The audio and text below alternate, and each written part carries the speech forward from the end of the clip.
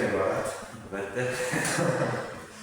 Bugun hech kimga qiziq bo'lmasa ham bizlar uchun qiziq bo'lgan mavzu Usmoniylar imperiyasi haqida gaplashamiz. Bilamizki, Usmoniylar imperiyasi tarixda eng ko'p 600 yil, ba'zi manbalarda 900 yil hukmronlik qilgan sulolalar sifatida e'tirof etiladi.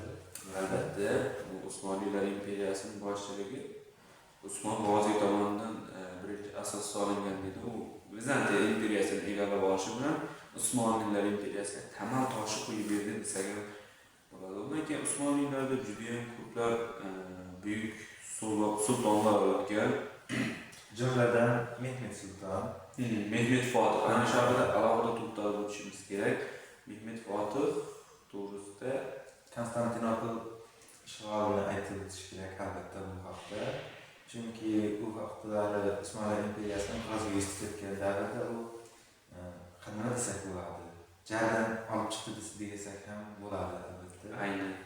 Yana bir qiziq tomoni borki, qo'shin yig'ishda eng asosiy omil o'sha payg'ambar Muhammad sallallohu alayhi vasallamning hadisi bo'lgan. Ya'ni hadisda o'sha aynan Konstantinopolni egallash to'g'risida hadis bo'lganligi uchun ham tez fursatda katta qo'shin yig'ildi. Har bitta odam o'sha hadisga tushishni istagan. Albatta, xuddi shunday katta qo'shin yig'ildi. Bu ular uchun nima desa bo'ladi? Juda katta qudrat bo'ldi, yutuq bo'ldi. 150 ming kishi qo'shin, yana 80 ta jangovar kema, yana 70 ga yaqin yuk kemalari bilan safarga bordi qo'shin. Albatta 53 kun, ba'zi manbalarda esa 40 kun qamaldan keyin shahar egallandi va u yerning shahzodasi qatl etildi deb yoziladi.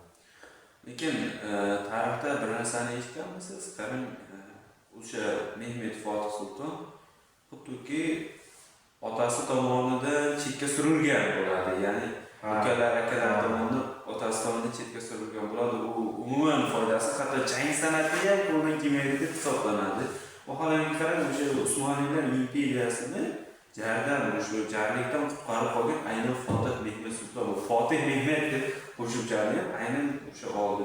Bu Usmoniylar davridagi buyuk sultonlar qatoriga kiritilgan aynan. Endi albatta faqat Mehmet Sulton emas, undan keyin ham ko'plab sultonlar o'tdi va ulardan ko'pchiligi katta xizmatlar qildi. Nafaqat imperiya uchun, balki islom yo'lida ham katta xizmatlar ko'rsatdi. Aynan Sulton Sulaymon qonuniy haqida gapiramiz. Bu haqda ko'plab aytiladi. Albatta film va seriallarda bunga ozroq negativ, ko'p nima deydi, buzvorishgan. Lekin aslida tarixga to'g'ri kelmaydi. Endi Sulton Sulaymon qonuniy haqida gapiradigan bo'lsak, nima uchun qonuniy laqabini olgan? Birinchi o'rinda shu narsaga to'xtalish kerak. Chunki qonunga shu darajada amal qilgan qonunchilik hattoki jazolash borasida o'z o'g'illariga ham rahm qilmagan. Bunga misol o'zini o'g'lini bo'g'ib o'ldirganini aytishimiz mumkin. Albatta bu yaxshi ish emas, lekin shunaqa e'tirof etiladi. Yana bir qiziqarli faktlar bor bu haqida. Sulton Sulaymon qonuniy o'lishdan oldin aytgan ekan, qachonki men o'lsam, qo'limni chiqarib qo'yaman bitta qo'limni degan ekan. Ko'rishsin, shu jahonni egallagan sultonlar bu dunyoga bo'sh bo'lmay ketyapti deb. Bu juda ham nimaga salohiyatli sulton. Undan tashqari yana bitta rivoyat bor Sulton Sulaymon to'g'risida. Sulton Sulaymon vafot etadi va uni bitta sandiqchasi bor ekan, uni birga ko'mishni buyuradi. Diniy ulamolar aytadi, bunga ruxsat bera olmaymiz deydi. Chunki mayyit bilan hech narsa qo'shib ko'milmaydi. Lekin Sulton Sulaymon qo'shib ko'mdirishni buyuradi. Nima ekan deb qiziqib tag'in o'sha ko'pchilik albatta xazina deb o'ylaydi. Albatta uning ichida nima borligi ham qiziq. Keyin ochib ko'rishsa, ichida Shayxul Islomning xatlari bo'ladi. Ya'ni Sulton Sulaymon bilan nima demoqchi? Erta Alloh taoloning huzuriga borganda men unga dalil ko'rsataman. Mana men qilgan ishimni hammasi ahli islom ulamolarining buyrug'i bilan bo'lgan degan maqsadda islomga oid bo'lgan. Juda ham ko'p fathlar bo'lgan, o'z yer maydonlarini qarib 30 barobarga kengaytirgan degan gaplar bor. Yevropani titrayotgan bu sizning sizga papa voqeasi.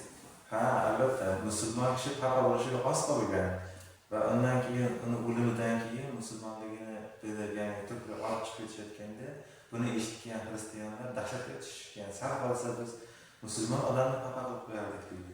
Albatta bu juda ham dahshatli. Agarda Musulmon odam xafa bo'lsa, bu Yevropa qulashni anglatadi. Yevropa qulashi Xristian olamiga katta zarba bo'ladi bu yerda. lekin Yevropa ham masalan 17-18 asrdan keyin Usmoniylar haqida bir yilning o'zida 200 tadan ziyod asar chop ettiradi.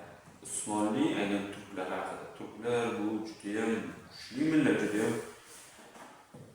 nima desa bo'ladi, butun dunyoni zir titratgan, ayniqsa Yevropani zir titratgan, islomga arablardan ham ko'ra xizmat qilgan buyuk bir imperiya bo'ldi. Ularda Yanicharilar qo'shini haqida bir to'xtalib o'tsak nima deysiz? Yanicharilar qo'shini hattoki Amir Temurdek buyuk sarkarlar uchun ham katta qiyinchilik tug'dirgan. Tarixiy manbalarda aytilishicha, fillar bilan izdirib yuborgan dedi, chunki uning qo'shini ham ularchalik jang qilmagan. Ammo albatta har bir inson uchun vatan ham muhim, har narsa muhim, lekin oilasi undan birinchi oliy darajada turadi.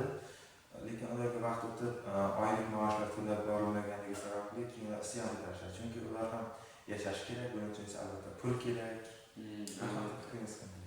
Bunda men ham eshitganlarim bor, oz-moz, ya'ni o'sha Usmonli sultonlaridan ikkitasini ag'dariladi, Yanicharilar.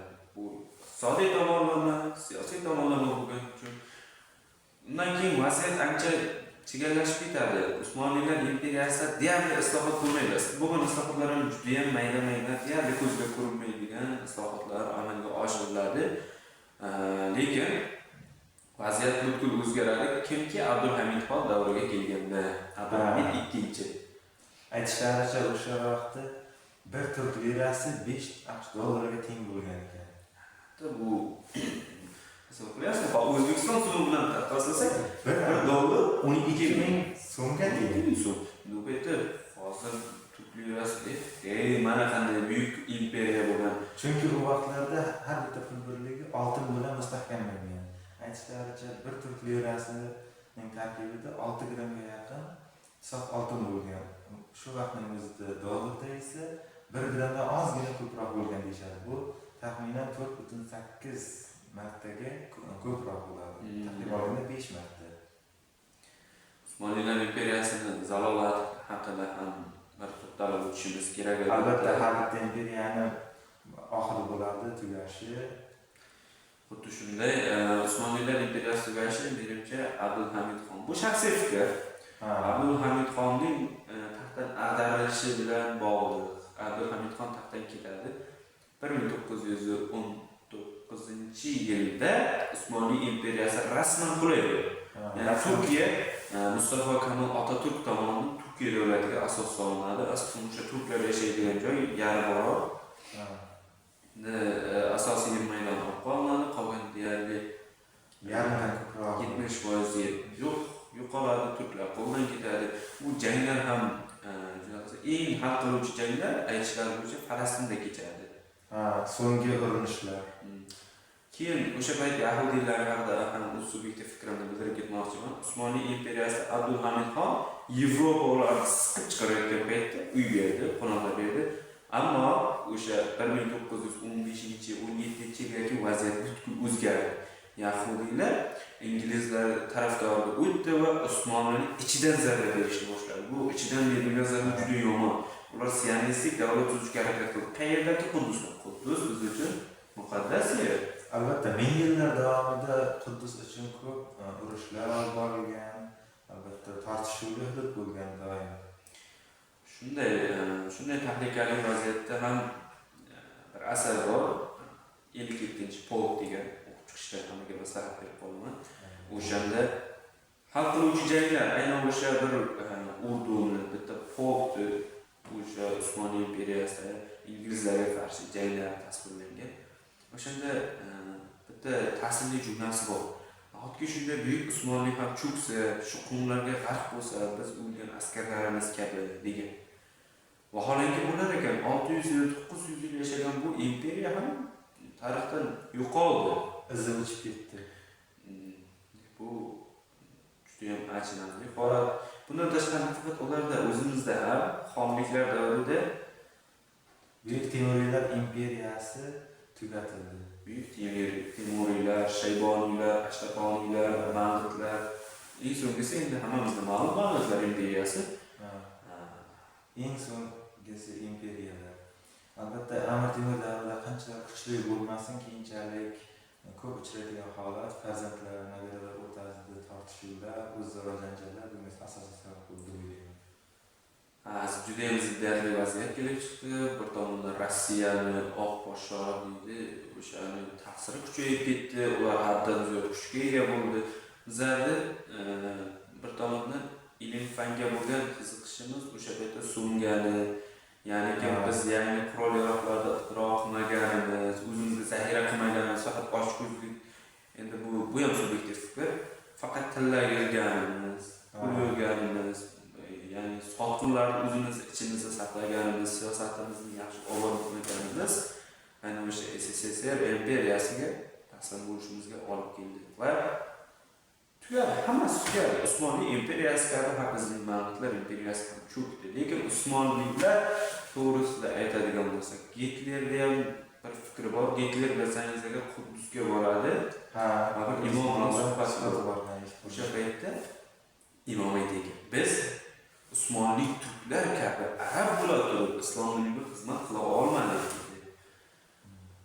Endi o'sha Usmonlilarning eng katta tarafdori olmonlar dedi. Bu davrda olmonlar aynan o'sha nemis millati vakillari Usmonlilarga juda katta yordam bergan, lekin o'sha paytdagi Angliyaning harbiy salohiyati tufayli baribir Albatta Angliya chunki juda ham qudratli flot bor edi. Qo'shimcha jihatdan ham ular ancha kuchli bo'lib olgan edi. Albatta. Misol uchun bitta orduni tarkibida atigi ko'pi bilan borsa 10 ta askar bo'lgan. 10 ta. Bir orduni tarkibida nechta ordu bo'lgan, xudo biladi. Endi inglizlarning flotlariga to'xtalaydigan bo'lsak, ularning ustun jihati ham shu. Ularda bitta hududdan kelmagan-da. Asosan dunyoning eng ko'p aholi yashaydigan Hindistondan ham aytishlaricha Hindiston ham yaqin, O'rta Sharqqa yaqin joylashgan tufayli juda ham ko'p askarlar Hindistonni olib kelindi, ularga qaram bo'lindi. Usmonli imperiyasining zalolatiga aynan o'sha narsa Quddusni boy berganimiz bo'ldi. O'sha paytda Abdulhamid xonning yana bir gapi bor. Nahotki qarshilik qilmadilar, nahotki Quddus qo'ldan ketayotganida hamma tomosha qilib o'tirdi deydi. Bu vaqtda taxtdan ag'darilgan holatda taxtdan ag'darilgan bir Turkiyaning Cheka qishlog'ida yashayotgani aytiladi. Shu 1919-yil Abdulhamid xon vafot etadi va Usmonlilar imperiyasi obshu qilib, uning o'rniga yangi Turkiya davlati kelib chiqadi. Otaturk bunga boshchilik qiladi. Bugungi mavzuyimiz xullas Usmonlilar imperiyasi haqida bo'ldi. Bu bizni qilgan kichkina mehnatimizga e'tibor bermaysiz. Albatta bu havaskor bir maktab, birinchi marta albatta. Qilganimizni o'zi katta ish deb o'ylayman. Iloji boricha qo'llab-quvvatlashingizni so'rayman. Inshaalloh O'zbekiston buyuk davlat bo'lajak. Buyuk davlat bo'lishi uchun biz yoshlar qo'limizdan kelgancha harakat qilib, birlashib o'sishimiz kerak. Albatta ilm olish kerak, birodarlar. E'tibor uchun rahmat. Assalomu alaykum.